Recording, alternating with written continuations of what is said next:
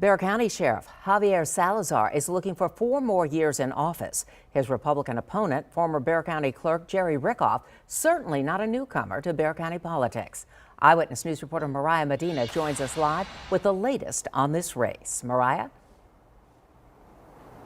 Deborah, that's right. Yesterday, I talked to the sheriff about his 4 years in office and what the next 4 years would look like if he is reelected. He told me it'd be more of the same. And to him, that means more holding deputies accountable, more improving employment standards, as well as more preventing crime. But of course, his 4 years have not been without trouble. At the onset of his time in office, 3 men, all charged with capital murder, escaped from the jail and were later apprehended. The jail also failing an inspection for the first time in years shortly after that. Numerous deputies also arrested during his time in office at a rate disproportionate to that of the San Antonio Police Department.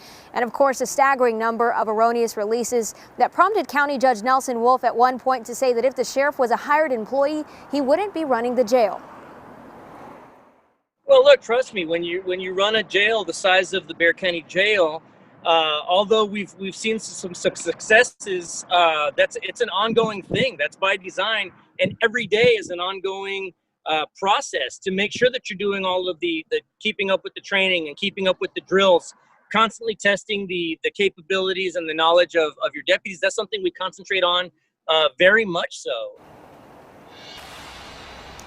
And of course, Salazar's opponent, Jerry Rickhoff, keyed in on those escapes in the days leading up to early voting, saying Bexar County cannot take more of the same. I'll toss to my colleague, Zach Briggs, who has more on the sheriff's opponent. Zach?